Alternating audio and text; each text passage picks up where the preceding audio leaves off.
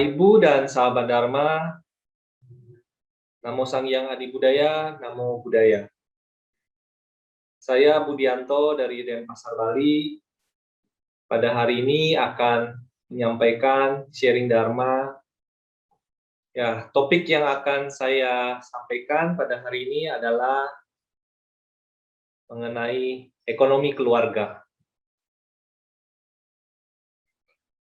Kita akan berbicara mengenai mata pencaharian benar, fungsi kekayaan, penggunaan kekayaan, bagaimana merencanakan keuangan keluarga, dan mengenai warisan. Jadi nanti tujuan dalam pembelajaran ini diharapkan kita dapat memahami konsep mata pencaharian benar dalam agama Buddha, lalu dapat memahami fungsi yang sebenarnya dari kekayaan, sehingga kita memiliki pandangan yang lebih bijak di dalam mengumpulkan dan menggunakan kekayaan, serta dapat memahami konsep perencanaan keuangan keluarga dan mengenal warisan yang terbaik bagi keluarga. Jadi Bapak, Ibu, dan sahabat Dharma, apakah mata pencaharian yang benar yang sesuai ajaran Buddha? Mengapa mata pencaharian benar penting dalam mewujudkan kebahagiaan keluarga? Apakah kaya pasti bahagia? Bagaimana cara menggunakan kekayaan dan mengatur keuangan keluarga supaya kita bisa bahagia? Mari kita lanjutkan. Ya, Bapak, Ibu, dan sahabat Dharma, mereka yang pada masa mudanya tidak menjalankan kehidupan suci, juga tidak mengumpulkan kekayaan, akan merana seperti bangau tua yang tinggal di kolam tanpa ikan. Karena itulah Bapak Ibu, kita harus mempersiapkan kehidupan kita saat ini, mengumpulkan kekayaan sebagai perumah tangga. Jika kita bukan seorang samana, menjalani kehidupan suci, seorang biku, bikuni, berarti kita perumah tangga. Artinya, kita harus mengumpulkan kekayaan supaya di hari tua kita punya persiapan keuangan yang cukup. Tidak seperti bangau tua ini yang tinggal di kolam tanpa ikan, dia sangat merana. Bapak, Ibu, dan sahabat Dharma, ada 4 keinginan duniawi. Yang pertama adalah semoga kita menjadi kaya dengan cara yang benar dan pantas tentunya ya. Dan yang kedua, semoga kita dan keluarga kita dapat mencapai kedudukan sosial yang cukup tinggi ya. Lalu yang ketiga adalah kita ingin memiliki usia yang panjang, dan keempat, setelah mati bisa terlahir di surga. Inilah 4 keinginan duniawi kita ya pada umumnya. Setiap orang menginginkan 4 keinginan duniawi ini ya. Lalu kita bahas mengenai mata pencaharian benar. Mata pencaharian benar di dalam agama Buddha ya, artinya pekerjaan kita, penghidupan kita, usaha kita tidak merugikan baik orang lain maupun diri kita sendiri. Ya, jadi tidak ada pihak yang dirugikan. Juga tidak mengandung kekerasan ya dalam bekerja ya. Di sini dikatakan bagaikan lebah mengumpulkan madu, tidak merusak dan merugikan siapapun. Demikian kita harus memiliki pekerjaan atau mata pencaharian yang benar di dalam ajaran Buddha. Ya, ini contohnya ya, kita tidak berdagang senjata, tidak berdagang manusia atau makhluk hidup, tidak berdagang daging, tidak berdagang racun, dan tidak meminum minuman keras atau narkotik. Kita jangan terlibat di dalam perdagangan ini sebagai umat Buddha. Ada 5 perbuatan yang keliru ya, ini juga harus dihindari untuk mata pencaharian benar. Pertama adalah bekerja tidak menipu ya, ini harus dihindari. Kedua, tidak membual atau menjilat ya, berbohong ya. Tidak memeras dengan menyindir atau memfitnah orang lain ya, itu tidak boleh dilakukan. Lalu tidak melakukan menyuap orang lain ya, tidak melakukan korupsi atau menggelapkan ya, menggelapkan uang misalnya. Dan tidak mengambil keuntungan berlebihan ketika kita berusaha atau berdagang. Ini adalah mata pencaharian benar di dalam ajaran Buddha. Berikutnya adalah kita akan bahas mengenai fungsi kekayaan. Kekayaan di dalam ajaran Buddha bukanlah tujuan utama kita ya. Apa yang ingin dicapai dengan memiliki kekayaan ya. Tetapi di dalam Dharma, fungsi kekayaan adalah sebagai alat ya. Alat untuk melakukan kebajikan. Itulah gunanya kekayaan. Kita sebagai umat Buddha memiliki kekayaan sebagai alat melakukan kebajikan, sehingga kita bisa melakukan lebih banyak kebajikan karena kita memiliki harta kekayaan. Itu tujuannya yang perlu diingat. Selanjutnya adalah 4 kebahagiaan duniawi. Ada 4 kebahagiaan duniawi, yaitu pertama karena kita memiliki harta atau materi kita menjadi bahagia, Yang kedua adalah karena kita bisa menikmati apa yang telah kita peroleh, ya, kita memiliki kekayaan dan bisa menikmatinya, itu adalah kebahagiaan juga. Lalu yang ketiga adalah kita bahagia karena kita bebas dari hutang. Sebagai umat Buddha tidak boleh berhutang, ya, apalagi terutama hutang yang tidak produktif, ya. Kita tidak boleh memiliki hutang kepada siapapun, ya, karena ada resiko di kemudian hari. Kalau kita sampai tidak bisa bayar hutang, kita menderita, ya, tidak bahagia. Lalu yang keempat adalah kita bahagia karena kita telah berbuat sesuai ajaran Buddha, berbuat yang benar, ya, sesuai dengan dharma. Selanjutnya, fungsi kekayaan. Buddha mengajarkan untuk mendapatkan kekayaan ada 4 cara. Nah, ini kita perlu tahu, ya, 4 tips di dalam dharma bagaimana kita supaya bisa menjadi orang kaya, ya, supaya kita bisa maju usahanya, maju di dalam profesi, karir atau pekerjaan. Pertama adalah kita harus melakukan segala pekerjaan dengan usaha yang gigih, ya, dengan bersemangat dalam bekerja, rajin dalam bekerja. Lalu kedua, kita harus menjaga harta kekayaan kita yang telah kita dapatkan dengan susah payah, dengan kerja keras itu, ya. Lalu ketiga, kita bergaullah dengan orang-orang baik, dengan teman-teman atau sahabat yang baik, kalyana mitra, ya. Hindari pergaulan dengan orang-orang yang tidak benar, ya, yang bisa merugikan kita, bisa menyesatkan kita. Dan yang keempat adalah kita hidup seimbang antara duniawi dan spiritual, itu harus seimbang. Ya, baru dengan demikian caranya kita bisa mendapatkan kemajuan di dalam keuangan kita, ya. Kita lebih sejahtera, bisa bisa mengumpulkan kekayaan, bisa menikmati kekayaan dan bisa hidup dengan seimbang dan bahagia. Selanjutnya adalah hati-hati, ya, ada 4 saluran yang bisa menghabiskan kekayaan kita, bisa memboroskan harta kita. Yang pertama adalah kalau kita hidup berfoya-foya, ya, itu harus dihindari. Kedua adalah kalau kita minum minuman keras, ya, jadi kita bisa ketagihan, ya, melemahkan kesadaran kita, kita menjadi orang bodoh dan tidak bijaksana. Yang ketiga adalah kalau kita berjudi, ya, ini bisa menghabiskan kekayaan kita, kalau punya kebiasaan buruk seperti itu.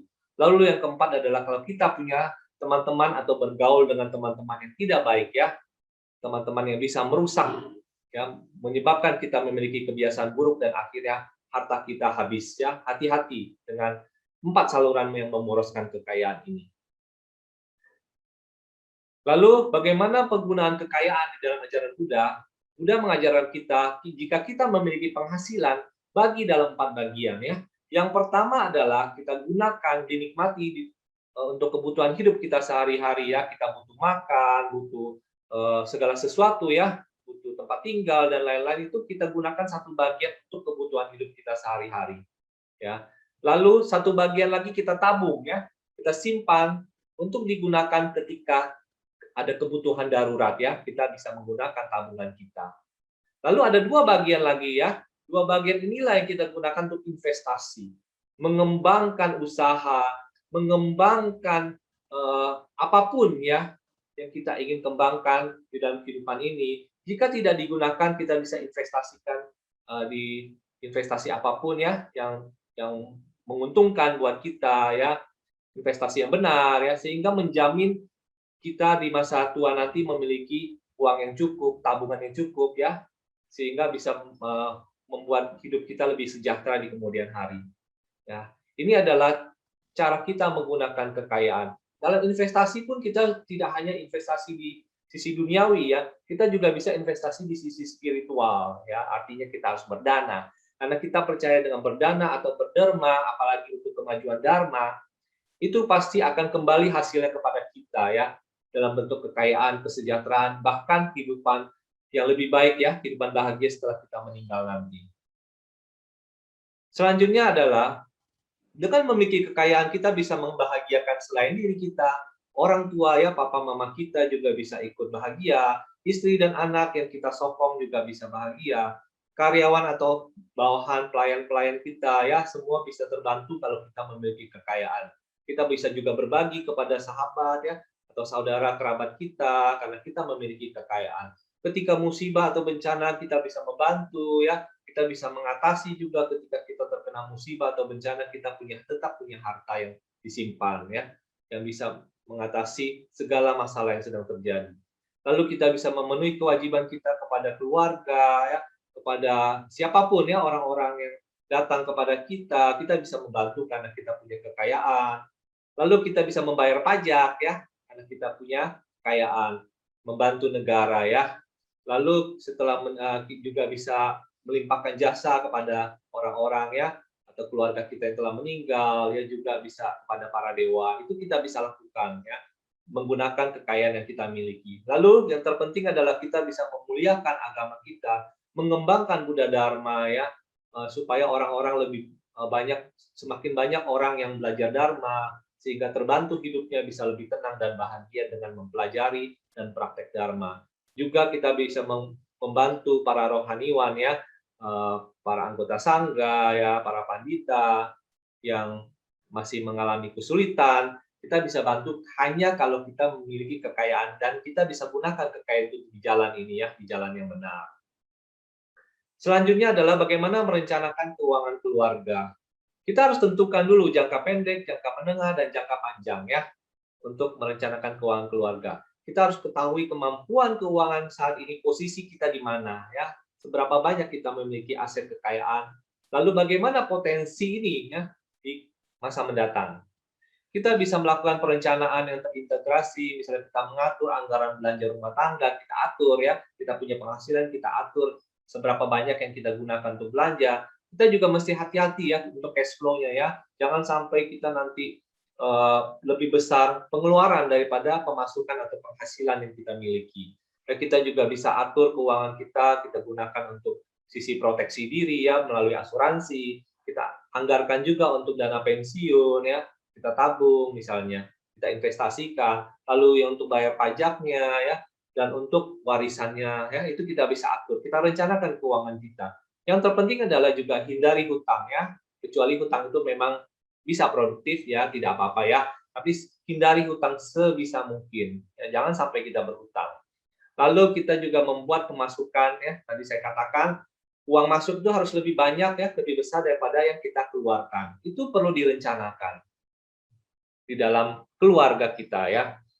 Lalu yang berikutnya adalah mengenai warisan ya. Sebagai orang tua, kalau kita memiliki anak, kita berkewajiban memberikan warisan kepada anak-anak kita ya. Dan anak juga berkewajiban menjadikan diri mereka pantas menerima warisan ini. Ya, ini menurut ajaran Buddha di dalam Sigala Sutta. Jadi warisan itu bukan hanya materi ya, bukan hanya harta benda, tetapi juga kita harus bisa mewariskan ya nama baik dan tradisi keluarga ya. Sebagai orang tua kita ajarkan anak kita, sebagai anaknya juga kita harus bisa mewariskan, bisa menjaga nama baik dan tradisi keluarga kita. Lalu warisan ini diberikan ketika masih hidup ya, dengan melakukan hibah di bawah kontrol oleh pewaris. Ini tentu secara pajak akan lebih rendah ya. Ini di satu sisi ya. Tetapi kalau kita mewariskannya sesudah meninggal juga bisa ya, diatur dengan surat wasiat melalui notaris ya, yang secara sah ya. Dan itu bisa dilakukan ketika kita masih hidup. Ini kita perlu atur juga supaya tidak ada konflik misalnya antar saudara ya, antar anak kita ketika kita meninggal. Itu perlu bisa kita atur ketika kita masih hidup ya. Atau kita bisa atur melalui notaris.